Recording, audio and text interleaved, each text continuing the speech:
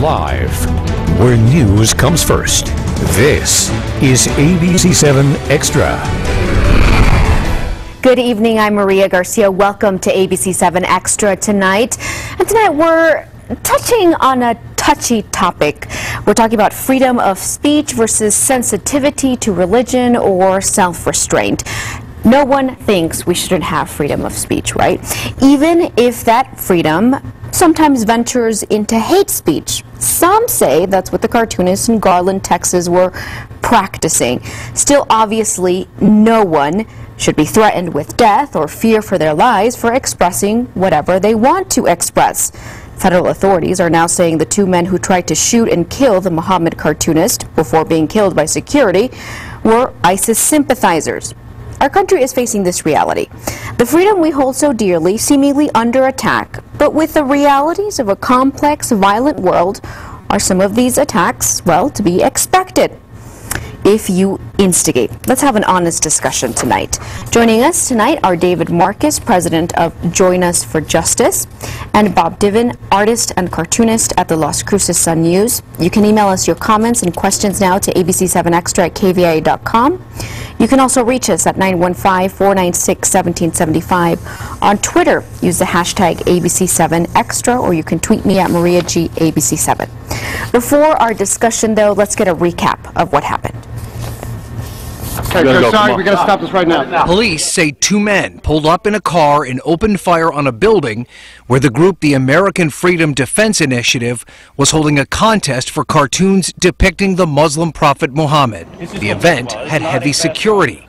A traffic officer in the detail killed the gunman. We think their strategy was to get to the event center, into the event center, and they were not able to get past that outer perimeter that we had set up. The shooters have been identified as Nadir Sufi and Elton Simpson. It is believed that Simpson sent this tweet before the attack that said, quote, "May Allah accept us as mujahideen." He had previously been convicted of a terrorism charge and was serving 3 years probation. Cartoons depicting Muhammad are highly offensive to the Islamic community. Some critics claim the contest was designed to purposely taunt Muslims. The group's leader, Pamela Geller, argues that they were just exercising their First Amendment right. It's illustrative of the violent assault on the freedom of speech. The American Freedom Defense Initiative is considered anti-Muslim by the Southern Poverty Law Center. But there's also the right of others, like myself and the Southern Poverty Law Center, to use our free speech rights to depict what she's doing as accurate, which is anti-Muslim. Now investigators will attempt to determine if this was an isolated attack or one connected to a broader terrorism front operating in the United States. In Washington, I'm Ryan Nobles reporting. All right, let's get to our discussion. Joining us now, artist and cartoonist Bob Diven, and also David Marcus, president of Join Us for Justice. Thank you for staying up late with us. Oh, good evening. You're welcome. So let's get sort of your brief thoughts to begin with, your general thoughts about what's happened. We'll start with you, Bob. Well, I appreciate your introduction, what you said coming into this, that nobody should expect to be shot for creating an image, for drawing a cartoon, for expressing an idea. And that's where I come down on this. I mean, I think we recognize what kind of group was holding the Muhammad cartoon contest. You know, it's recognized as a hate group or whatever. I mean, obviously it's a xenophobic group. It's a group that has a very definite point of view. And they were trying to be provocative and get attention. And yet, I feel like the bottom line is, again, it's easy to start to slip into sort of a relativistic argument that blames the victim in a way. It's saying that a cartoonist deserves to be shot for offending somebody is the same as allowing that somebody should die in police custody because they have a record, or that a young woman should, because she was drunk and went to a frat party, somehow deserves to be assaulted. I want to get your take on this, David, even if you question whether this was hate speech or not, and there seems to be a consensus that it was at least extremely provocative. Like Bob said, isn't that in essence, blaming the victim? Isn't there something fundamentally wrong to imply that they brought this on themselves? No, there's nothing wrong with it at all. Pamela Geller came out and said the reason she did it is she wanted to incite violence. She wanted to incite a reaction. She wanted what happened to happen. She's even come out since then and said she wants to do it again in Texas. She had such a great result. You know, she's right. She does have the First Amendment right to free speech, no doubt about it. But with all of our rights, I think, come with certain responsibilities. And I don't think her right to free speech includes the right to bring violence down on innocent people, maybe people walking across the street from the convention center hosting it, knowing full well that she's going to incite violence. And then I think the other question is, why do it? Why?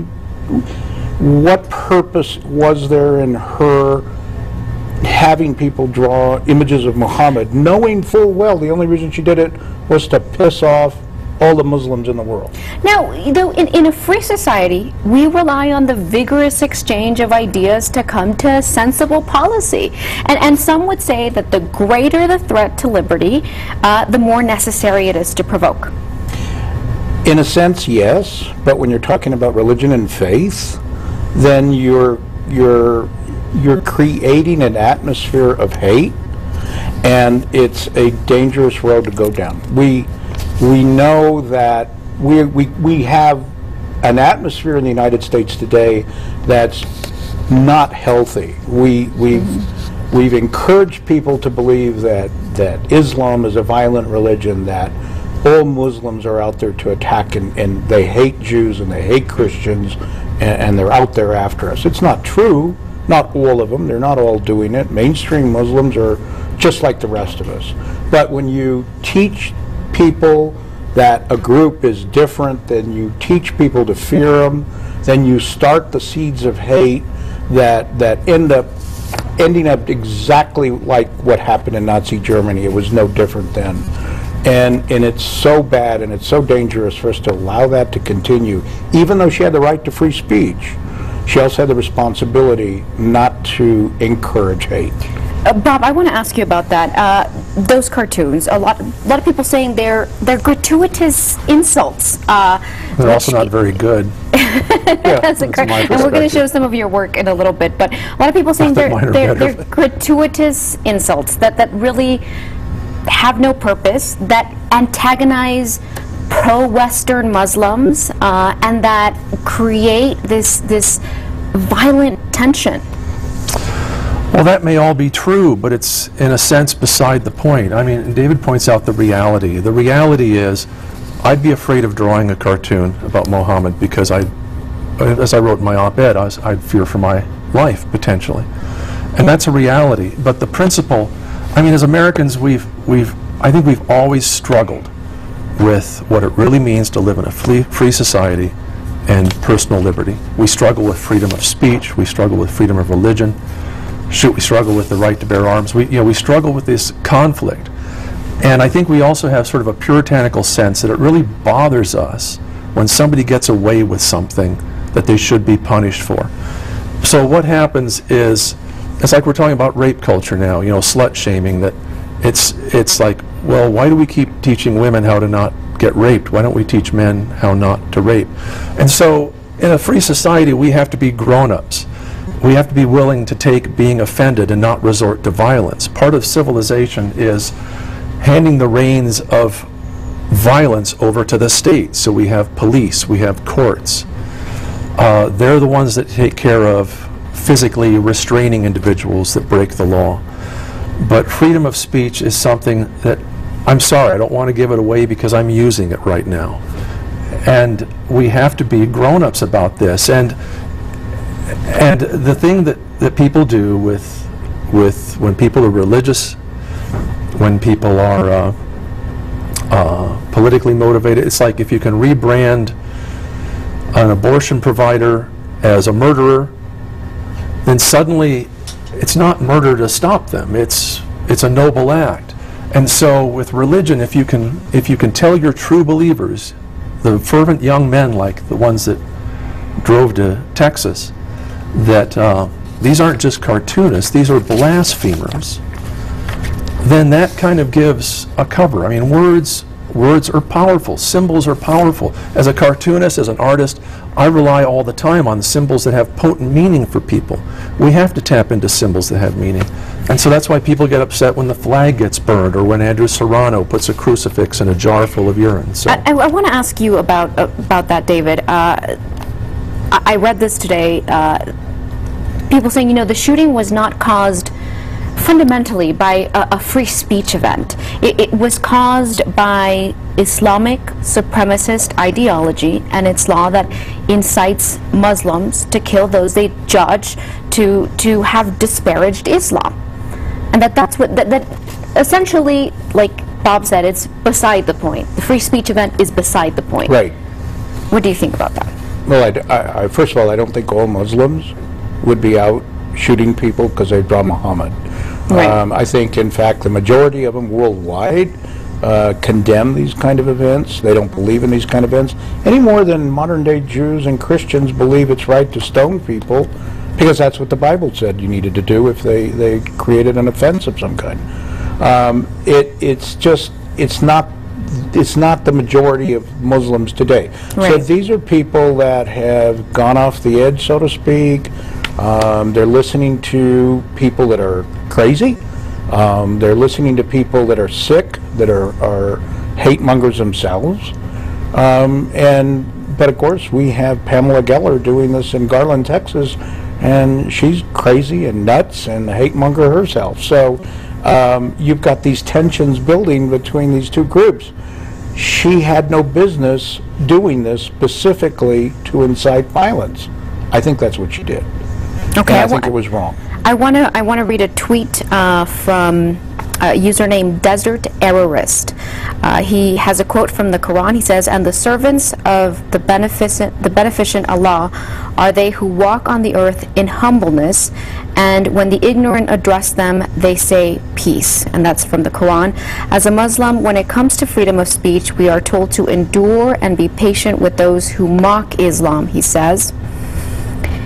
Of course, this charge to be patient and endure ignorant or hateful speech does not defer some extremist sects from retaliating violently. It should be clear that the actions of one person should not represent a whole group. And that's from one of our Twitter followers. We have to take a break. When we come back, we're going to continue this discussion, so stay with us. Remember, you can call us at 496-1775, tweet me at MariaGABC7, or you can email us at ABC7Xtra@KVIA.com. We'll be right back. Welcome back to ABC7 Extra. We're talking about freedom of speech today following the attack in Garland, Texas. Bob, I want to ask you this. Basically, freedom of speech guarantees you that you can say whatever you want, and essentially, and the government is not going to put you in jail for expressing your ideas, and they're not going to go after you. The government's not going to punish you. Unless you libel somebody or... Right. Yeah. Or say something you weren't supposed to, federal secrets, right? Yeah. But aside from espionage, I mean, you can express whatever you want, essentially, and they're not going to put you in jail. That's the theory, yeah. But the markets might punish you.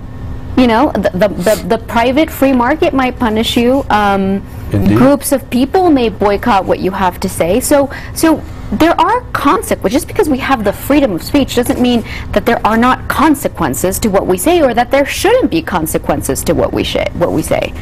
Yeah, and I think we all understand that and accept that. I think that's in our American DNA, that, you know, I have a right to an express opinion, and you have a right to tell me I'm an idiot for expressing it. But or not to buy your product, or write letters to the paper, say fire that dumb cartoonist. You know, although I'm not actually their employee, I should be clear. I'm not speaking for the Sun News as their employee. I'm an independent artist. But and that's all well and good. But but I can't see any way that any of us should be able to claim that it's okay to escalate from somebody says something, somebody draws something, to the offended person then puts a bullet in their head. Those acts are not equal. Those acts are not equal. Right. If I'm coming at you with a gun, the law would completely allow you to shoot me with your gun in self-defense. If I'm standing here shouting at you and you decide you've had enough and pull out a gun and shoot me, you're going to jail for a long time. So then, for the people who do believe, or the groups who do classify Geller's group as a hate group, then how do you react to that? How do we as a society deal with that?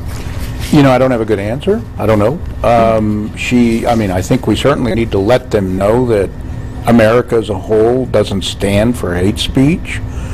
But it's hard in today's society because lately we've begun to see Islam as a bad thing. I mean, we have all these conservative politicians trying to prove that President Obama is a Muslim. Why? Other than they want people to be fearful of him and think he's bad. And it's that whole mindset we're going down. We're teaching people to hate. In spite of what everybody says, we are teaching people to hate today. And it's not a path that we need to be going down.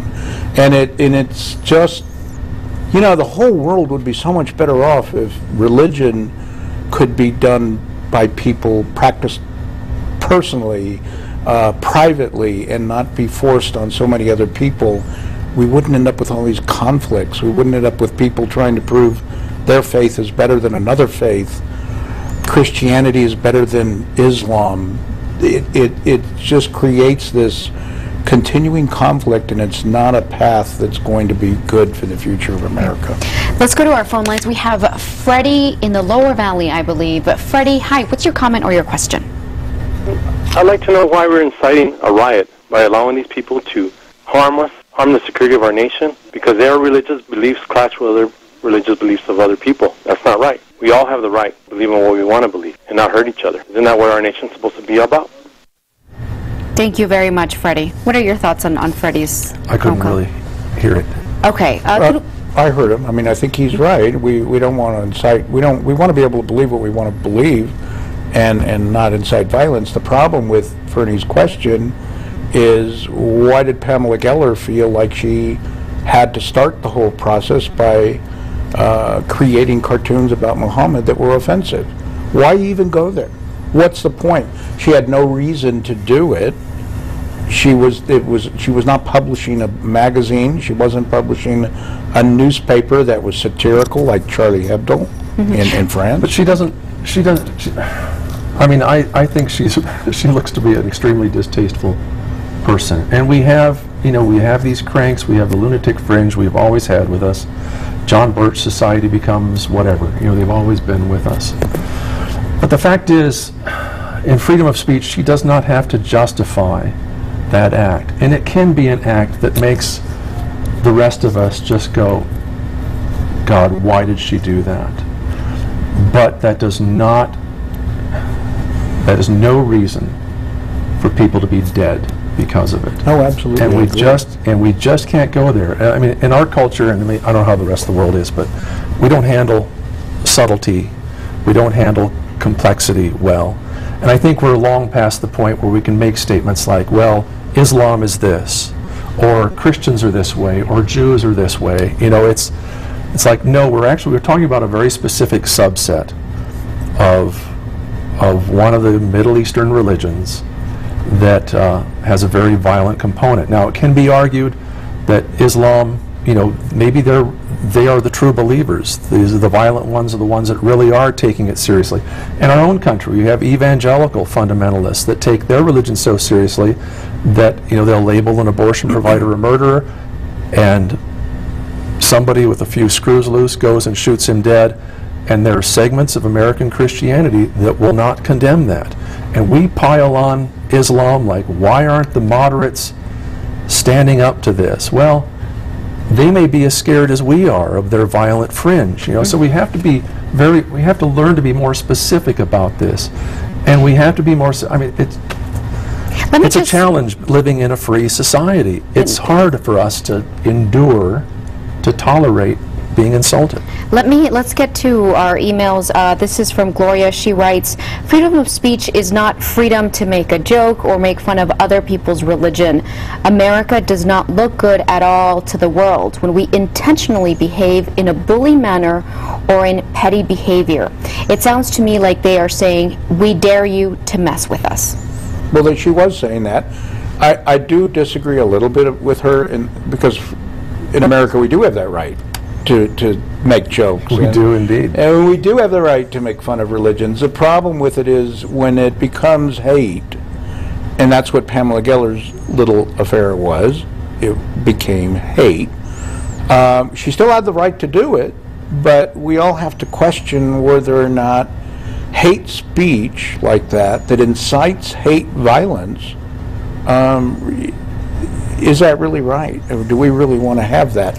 Is that another interpretation that we're going to throw to the Supreme Court next year? Who knows? And this is another email from Mr. Gallegos. He says, hate brings hate. As a vet, I do not support what this American group stands for any more than I support the terrorists who attacked them. Let me make sure we get to our next caller. Hi there, what's your comment or your question? This is for the cartoonist. You either offend everybody or else hang up your writing pencils. If you can offend Christians, you should offend Muslims, and everyone needs to take free speech for face value, and either you offend everybody or retire. Did you hear that? Offend everybody. Basically, not just pick on the Muslims, which is one of the charges that's been leveled against the Charlie Hebdo paper. You know, there's a segment of liberal thought that says, well, they were really picking on sort of a downtrodden minority, and that. But again, we keep dancing around this, blaming the victim thing. You know, we label it hate speech. And that's a tricky thing. That's a tricky thing, and we're all struggling with that because there's something in us that we just want to try to muzzle people, like the idiots from the Westboro Baptist Church that just are so hateful and so cruel, and yet they think they're acting in a righteous way. But this is the burden of being an American in a free society where being insulted, being offended, is not a punishable crime. Let's look at some of your work. I want to look at some of the examples of your cartoon. This one here, Noah forgot the dinosaurs, I guess. Tell me about this one a little bit. Well, that's a comment on, where there's a segment of American Christianity, that American evangelicalism, that believes in young earth creationism. They still hold to a biblical account as they interpret it, that the earth is only 6,000 years old, that the Bible is literally true, and of course science has shown us that that's not true. The earth is billions of years old. What kind of resistance do you get, or do you get any sort of not much. I don't really hear much. Do you get any phone calls from people? No, I got one emails? phone call. I got one phone call for an illustration I did for a brewery in Colorado that sort of took a cartoon version of a Hindu deity, and it's probably the only time I've gotten a thinly veiled death threat. Okay, wow. Okay, so but that's rare. That's rare. Yeah. Mostly I feel safe. I mean, we're a Christian nation, but I was raised Christian. I was an evangelical Christian for a long time. I'm not, and I'm an atheist now. But I feel like this is my culture. It's part of our culture. It's my right, and even my responsibility to critique that. I don't critique Islam because that's not my culture. I don't critique Judaism because that's not my culture. But I'll tell you, after Charlie Hebdo, I wanted to draw a cartoon to protest, to sort of say, look, you guys get over this, grow up. Okay, so we have Lynn from Las Cruces on the phone. Hi, Lynn. What's your comment or your question? In a famous Supreme Court decision, Justice Cardozo said that free speech does not include the right to shout fire in a crowded theater. It endangers people's lives. How is this lady doing anything different? I don't think she is. I think she was. I think there is a distinction, and I recognize that voice. Hi, Lynn. She did not yell fire in a crowded theater. She did not cause a panic that trampled people underfoot and caused death. You disagree? Totally.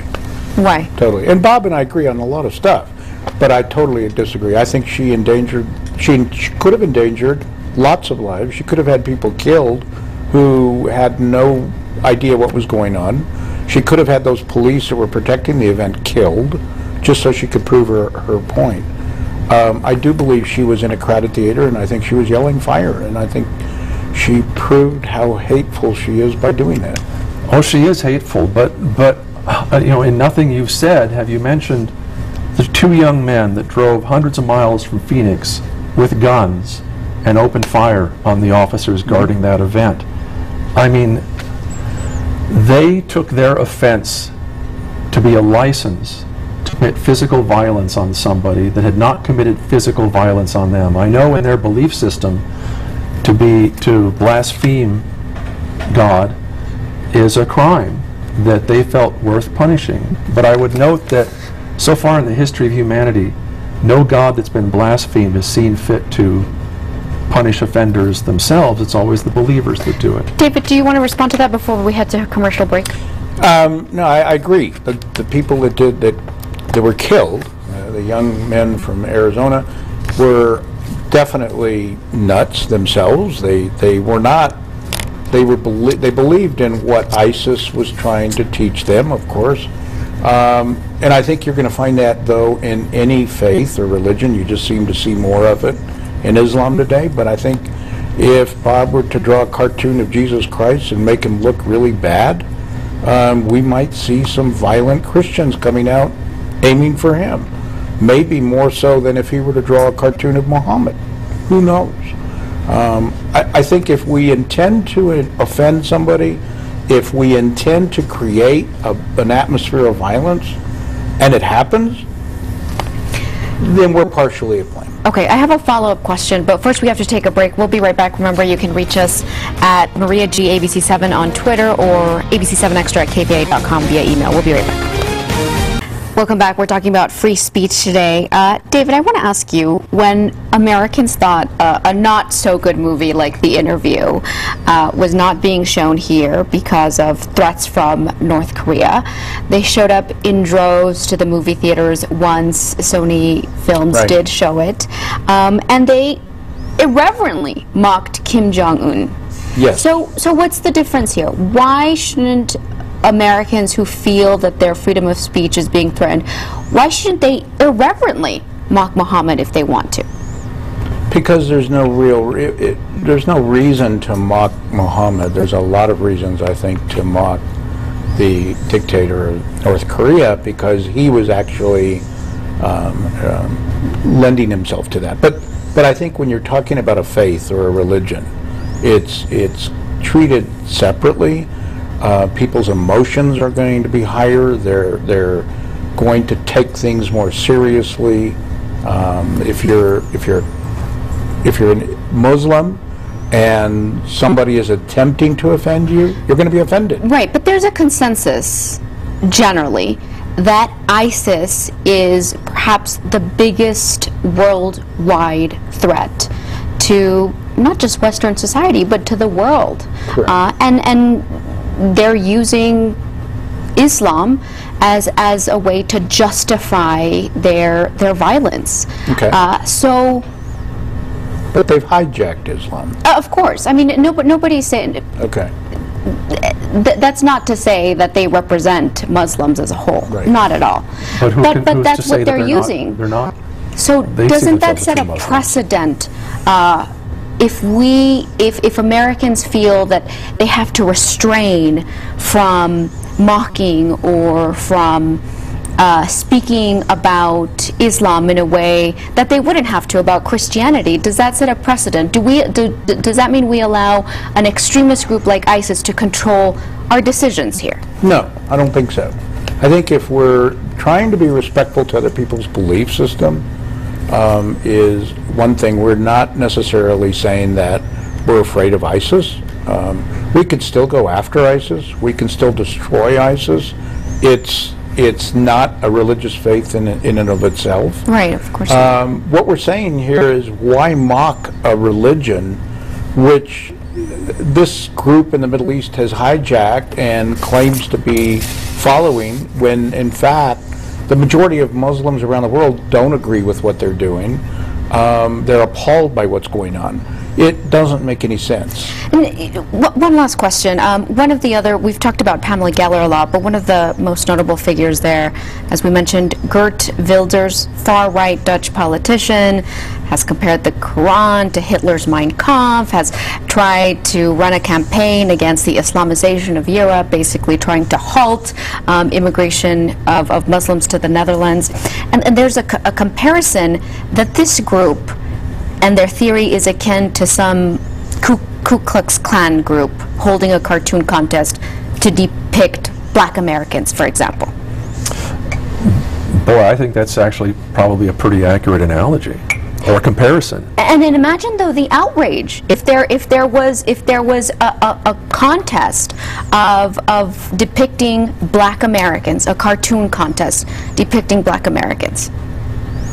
Or imagine if it was a cartoon contest depicting Jesus Christ in a bad, unflattering way. Well, here's the thing. America, we have a long, long history of racist cartoons. You can find all sorts of awful cartoons and depictions of black Americans, of African Americans, of Native Americans, of Chinese Americans, Japanese Americans.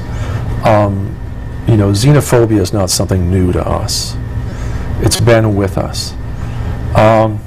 But, you know, what we have going here is that at least Christianity in the West has had a couple hundred years of Enlightenment thinking to kind of temper it. I mean, Christianity and Islam are branches of the same family tree. They both sprung from ancient traditions of Judaism and sort of remade their own path. But religion is a human endeavor. It's a human endeavor, and no human endeavor is beyond critique or criticism. I don't think religion deserves a special treatment. People deserve to be treated with respect and decency, but ideas, no ideas can be off limits. Okay, I'm sorry, I'm going to have to cut you off. We're out of time. Thank you so much for coming, Thank you Bob. so much and for thank having you so me. much, Thank you. David. And I know you brought Here, us some I want to give you a mug from Join Us for Justice. Thank you. And It says, Bob, I there's one for respectfully you. disagree. Thank you You're so welcome. much. Thank you for this discussion. And thank you so much for joining us on ABC 7 Extra. We hope you found this enlightening and informative, and we'll see you next week. Bye-bye.